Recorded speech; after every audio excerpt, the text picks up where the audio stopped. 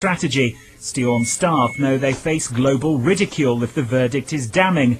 The prize for success is a priceless patent, which would end our dependence on oil and potentially extinguish poverty, famine and drought. Now the jury must deliberate. Robert Nisbet, Sky News, Dublin. Lonnie Johnson is what you would call a prolific inventor. The engineer holds more than 100 patents, inspired to create ever since he was a child. I was always curious about how things worked. I would take my siblings' toys apart sometimes I put them back together, sometimes I use parts to make something else totally different. When he was a teenager, Johnson won an engineering contest with a robot he built while growing up in the segregated South. We were the only black school represented, but Linux was such an impressive piece of work that we were able to walk away with first place.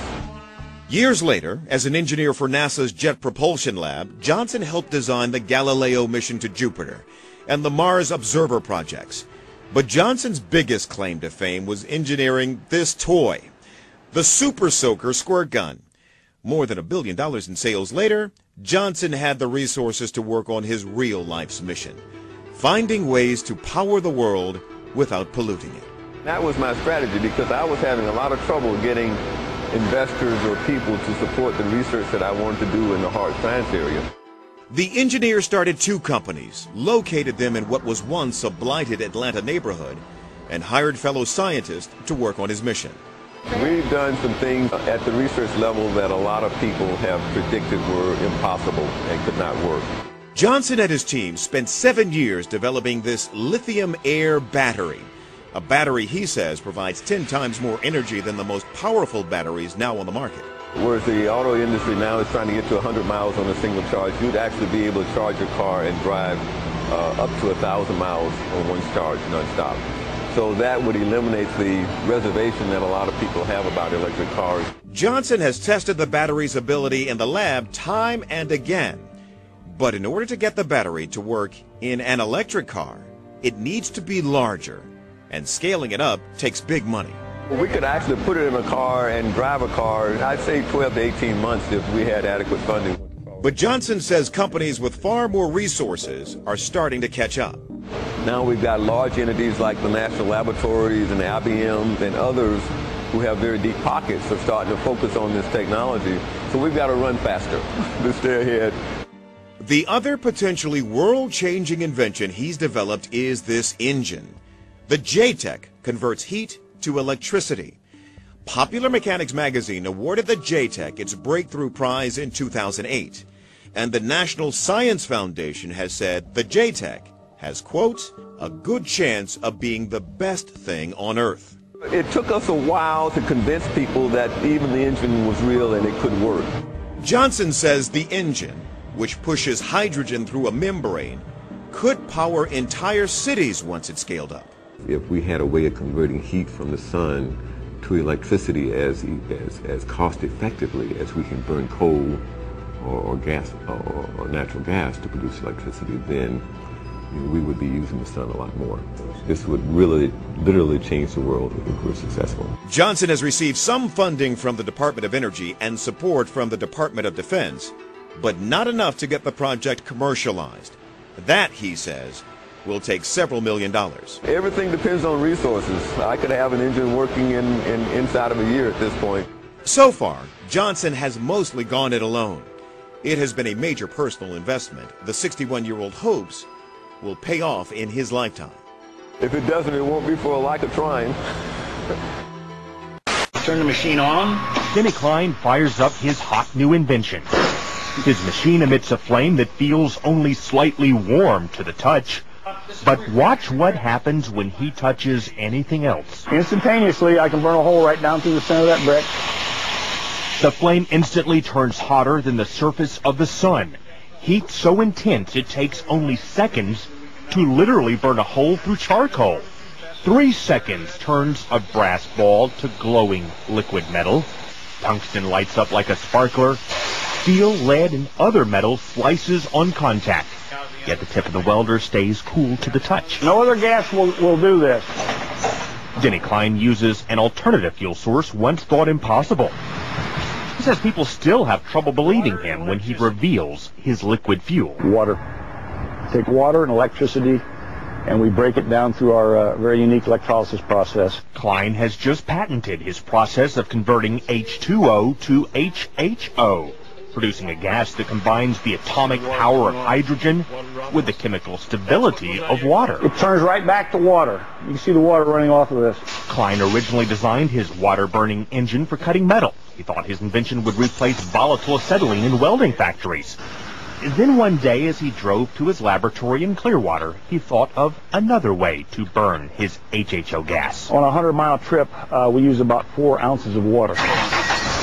Klein says his prototype 1994 Ford Escort can travel exclusively on water, though he currently has it rigged to run as a water and gasoline hybrid. Simply speaking, it can change the world by reducing our dependence on fossil fuels. These are equivalent to our... Pete Dominici is helping Klein take his hydrogen technology patents from a 2-room office in Clearwater to consumer markets around the world. You know what? Microsoft came out of nowhere, came out of the garage. Why not Hydrogen Technologies? The duo is already in negotiations with one U.S. automaker and the U.S. government.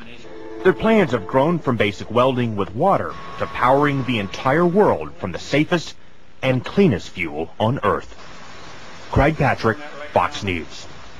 Members of Congress recently invited Denny Klein to Washington to demonstrate his technology. Now his company is currently developing a Hummer for the U.S. military that can run on both water and gasoline.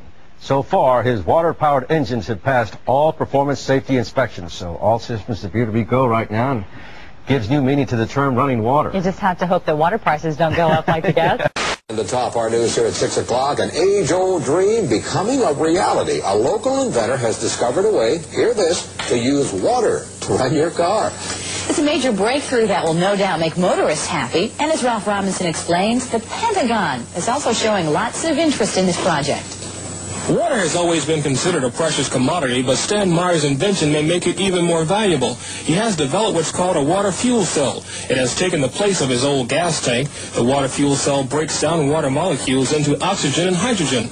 The hydrogen is used to run his dune buggy. I don't care if you use rainwater, well water, city water, ocean water. If you don't have any fresh water, go ahead and use snow.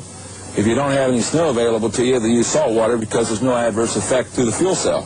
Meyer started working on this project 4 years ago. He's not a scientist. He isn't even a chemist. In fact, he never graduated from college. Myers was determined, he says, to design something to protect this country from oil embargoes. And we have calculated that if we take the dune buggy from Los Angeles to New York, we would roughly use 22 gallons of water.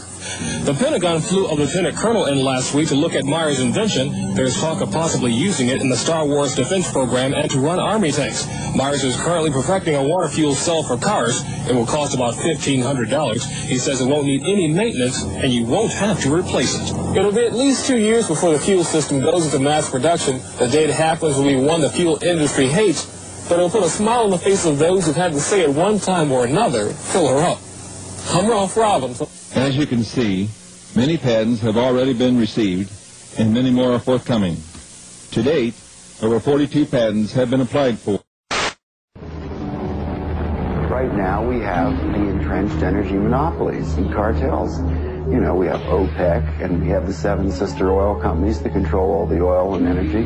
But what people have to understand is that the people who run the energy business in this world, which is the biggest business on the planet, turning over $4 to $5 trillion a year, it's bigger than guns and drugs, it's bigger than defense. They control the newspapers, they control the governments.